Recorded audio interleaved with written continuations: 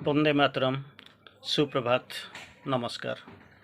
आज यही पवित्र शुभ दिन रे आमे आज एक शुभ सुंदर टॉपिक आलोचना करने को जाऊँ। खुशी रुह। आलोचना करिवार विषय वस्तु मुख्यतः हूँ खुशी रुह। जहाँ पाइच से खुशी रहा चेष्टा कर। तेणु तारी उपरे आमे आलोचना करिबा। तारी उपरे आमे किछि जिनस चिंता करने को चेष्टा करिबा एवं माँकर मेसेज रु आमे प्रभुंकर मेसेज रु किछि आमे जानिबा जे प्रकृति आमे खुशी हबा। Be happy be happy be happy. कारण सुखी रहिबा खुशी रहिबा ये कौन बाह्य चेतन रु आसेना। मुख्यतः जतबले आत्मा सहित आपण संपर्कित होइचंती मनुष्य संपर्कित होइछि से आत्मार पथ धरी चली से केवल खुशी रहिबो। नचेत मनुष्य तार सर्वदा से बुझीपारे ना जीवन गति कौन। Aimless life and is an miserable life. तेणु तारी भितर जन मनुष्य चली गतानुगतिक धारा धाई चली आगुक आगुक आगुक से जाने ना तार कौटी जाई पहुँचब। तेणु से मैटर पछरे जाई जाई जाई जाई जितेबाला जीवन में थकी पड़ुचे से बसी भावुचे हुए तो समय नष्ट होगला जन्मटा नष्ट होगला। तेणु तारी भितर से किसी बुझी ना। कारण जब बुझी था हुए तो जीवन अर्थ किसी अलग होता जीवन वार्ता किसी अलग होता। तार उपर आम क्षणिक आलोचना करवा। Don't worry be happy. तेणु जहाँ कि अच्छी ताकू नहीं आम खुशी रहिबा। तेणु हाथ में जदि गोटे मीन अच्छी ताहा समुद्रर एक विराट माछ अपेक्षा निश्चित भाव में मूल्यवान सन्देह करिबारे नाही। तेणु से जो हाथ में थिबा से जो छोट मीनटी को लेकर आम जीवन में खुशी हो पारे आज नहेले काली निश्चित भाव में आम पाख बड़ बड़ सांकुच मगर एवं बड़ बड़ मार्लो एमती बड़ बड़ माछ आसबे ही आसबे। तेणु गोटे छोटिया कहानी आम आरंभ करवा। कहानी नुहे वास्तव सत्य कथा चैतु आम जीवन अयम आरंभ करवा। गोटे दिन गोटे ऑफिस रु दुई जन आसुचंती गोटे car Rolls Royce one of the richers use बहुत दामी कार भीतर जड़े लोक बसुची। से सांगे सांगे ता सांगटी ता कोडरे बसुची कौच भाई मोर सांग आज जानिचो ना कौन मो सांग आज गोटे जेट किनिला। सी प्रकृति में मो ठार अधिक भाग्यवान। तेणु ता पाखे जेट अच्छी किंतु मु ता तुलन में किसी नुहे। से सांग कौन भाई तू भी किसी कम तो नुह तो पाखे रोल्स रॉयस अच्छी सुंदर व्यवसाय करुचु कहला नाई सी हूँ भल। ये बेले कौन कर कार साइड रू आउ जन लोक आसी कबाट ठक ठक कर कार डोर को ठक ठक कर खोलला बेले को कौन अवस्था ना तोर भाई रोल्स रॉयस अच्छी किंतु मोर भाई ऑर्डिनरी कार टे मत भारी तते देखला बेलू मो भीतर अशांत हो जाऊँगी। कारण मुझे चाहूली ये गोटे बड़ कार पाइबापी। तेणु जमी कहते जो मेसेज आप शुणी it is the ego which gets hurt seeing the ego in others.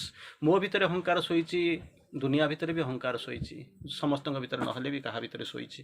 तेणु जितेबाला ये अहंकारटा केतबले उठे ना जितेबाला मुझे देखे जे ता भितर अहंकार तो उठी पड़े ता अहंकार को देखी सारापर मो भीतर अहंकारटा उंकी मारिबा आरंभ करे। It is the hurt ego which gets hurt seeing the ego in others.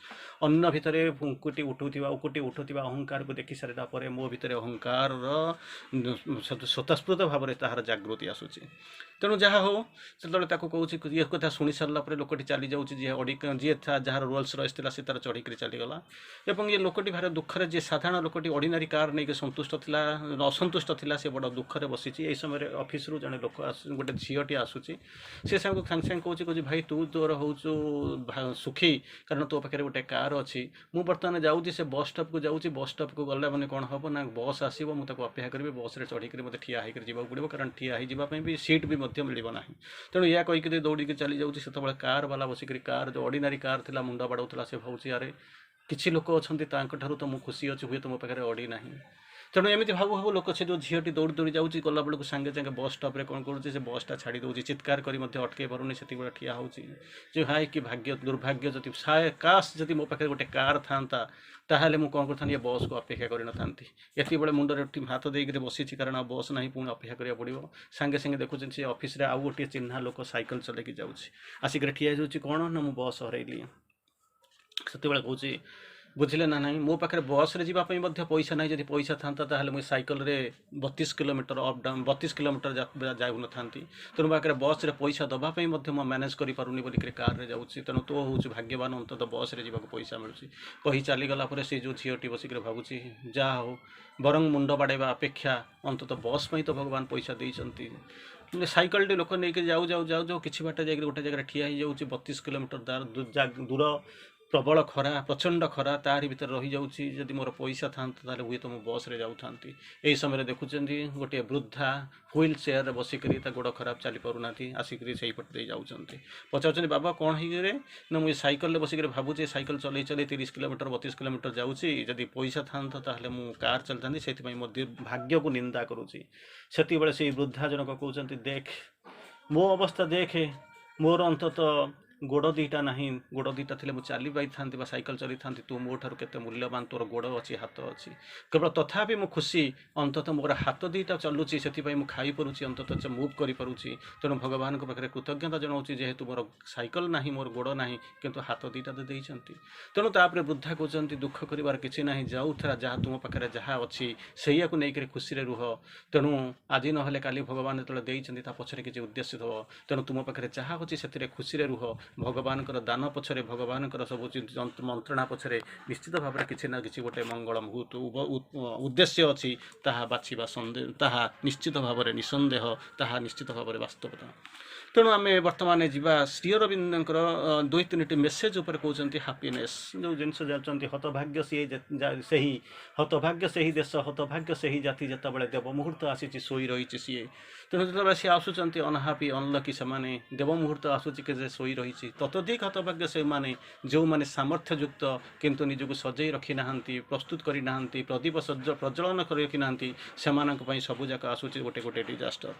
Anyway, ସୁଖ ଆସେ ନାହିଁ ବାହାରର ସୌନ୍ଦର୍ଯ୍ୟରୁ, ବାହାରର ଧନ ସମ୍ପତ୍ତିରୁ, ବାହାରର ପ୍ରାଚୁର୍ଯ୍ୟରୁ, ବାହାରର ଜୀବନଶୈଳୀରୁ ସୁଖ ଆସେ ନା। ସୁଖ ଆସେ କେଉଁଠୁ ନା, ଗୋଟିଏ ସୋର୍ସ ଅଫ୍ ହାପିନେସ୍ ହେଉଛି କେଉଁଠୁ ନା, ଗୋଟିଏ ତାହା ହେଉଛି ଆମ ଆତ୍ମାରୁ। ଆତ୍ମା ହେଉଛି ସ୍ପାର୍କ ଅଫ୍ ଦ ଡିଭାଇନ୍। ତେଣୁ ଯଦି ଆମେ ସେଇ ଆତ୍ମା ସହିତ ମିଳିଯିବା, ଜୀବନର ଗତିପଥ ଆମେ ଚାରିପଟରେ ବୁଲି ବୁଲିକରି ଥକି ପଡ଼ୁଛୁ, ଯଦି କିଛି ସମୟ ପାଇଁ ଯଦି ଆମେ ଭିତରକୁ ଯାଇପାରନ୍ତେ, ଜାଣିପାରନ୍ତେ, ତାହେଲେ ଆମେ ଜାଣିପାରନ୍ତେ ପ୍ରକୃତରେ କେତେ ସତ୍ୟ, କେତେ ସୁନ୍ଦର।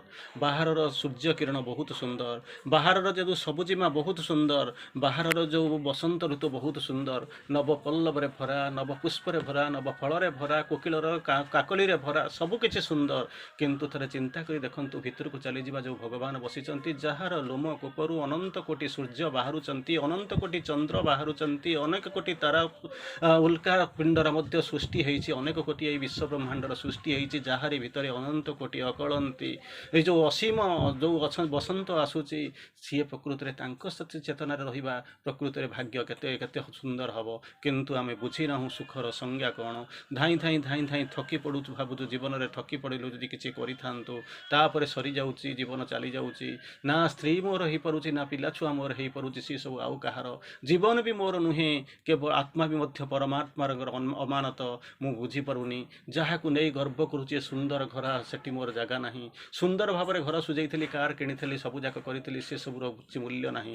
ଫେସବୁକ୍ରେ କି ସୁନ୍ଦର ଫଟୋ ଉଠାଇଥିଲି, ସିଏ ହେଉଛି ଆଜିକାଲି କେବଳ ଗୋଟିଏ ଛବି, କୌଣସି ମୁହୂର୍ତ୍ତରେ ପୁରୁଣା ହୋଇଗଲେ ସିଏ ମଧ୍ୟ ଡିଲିଟ୍ ହେଇଯିବ।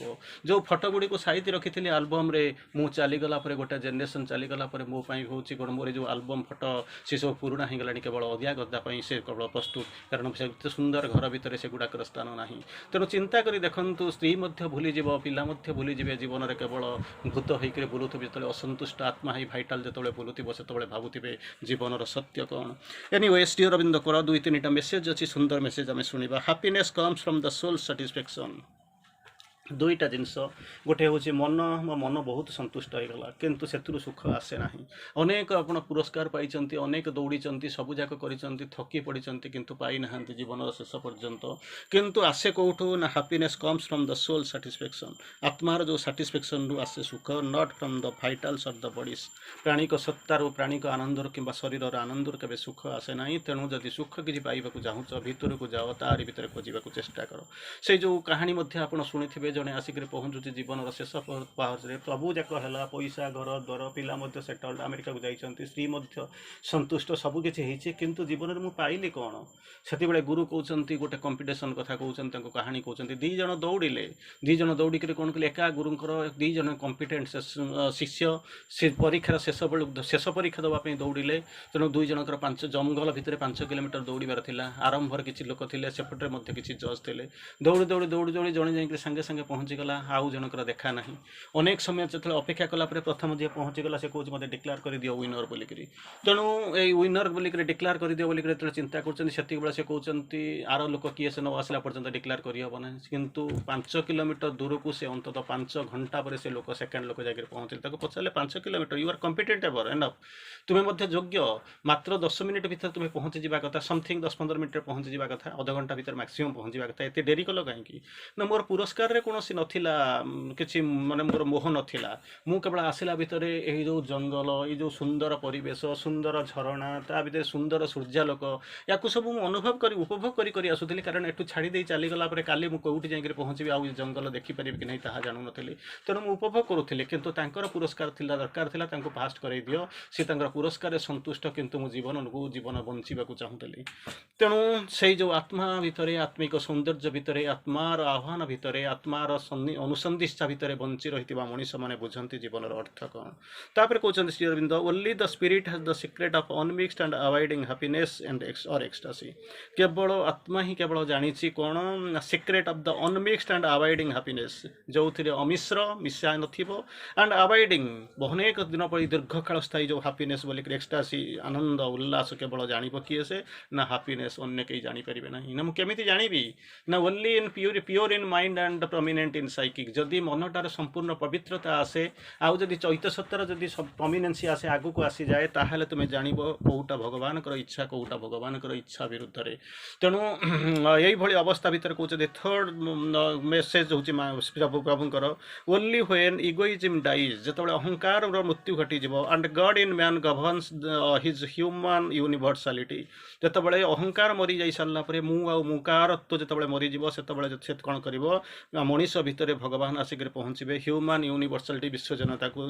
विश्वजनीनता को निज हाथ को ने can this earth support a happy and concentrated race of the beings सेतिक बेले भगवान द्वारा परिचालित हम भगवान जो दायित्व ने जो चैतन्यता प्रोमिनेंसी आसो बाहर को आसो से कौन हम अर्थ can this earth support a happy and contented race of things beings सत्तार से जो समुच्चता से जो जाति को लेकर केवल मनीष जीव ता व्यतीत अन्य किसी ना तेणु से कहते केमी कौन बचा पड़ो ना harmony but not strive is the law of living तेणु संगतिपूर्ण सांगे आम बचा all problems of existence are essentially the problems of harmony केवल से संगतिर अभाव आजिकल जिते समस्या घटुची God moves always towards harmony तेणु सब आम जीवन एकमात्र सत्य हूँ संजोग से संगति आड़ को जीवा संगति को लेकर जीवा गोटे दुटा मेसेज आम पढ़ा तेणु कहते क्रमोन्नति प्रयोजन है पुराणा गढ़णी गुड़ी को चूर्ण करदेवा आउ असंख्य प्रकार अभ्यासगत नानादी मानसिक परिवेश मध्य तुम्हें जो बासबास करूँ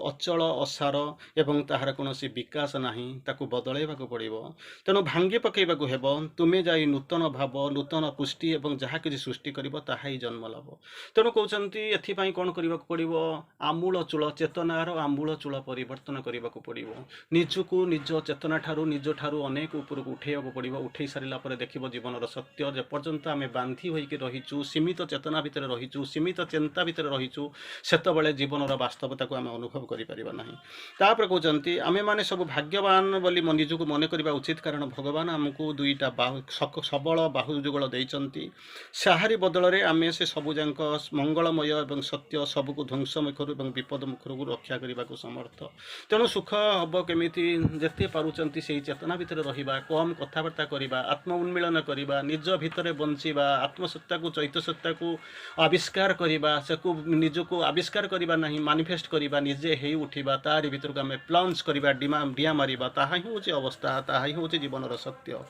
तापर माँ कहते यथार्थ विश्राम मिले केवल चेतना को व्यापक विस्तृत विस्तारित करने दरकार जदि ताहा न करिपारुछ ताहले कौन हम शोई रहिले किसी लाभ ना शरीर सीना विश्राम नब किंतु अनेक अविश्रांत अवस्था आसीज विश्व परि विराट हुआ विपुल हुआ एवं सबुबले देख सर्वदा ही तुम्हें आनंद रहिबो एकमात्र भगवान शक्ति ही केवल मनुष्य को सहायता करें चेतना को विकसित करें अतएव आमको निजको शुभेच्छा good will for all good will from all that is the basis of Sadhana thank you.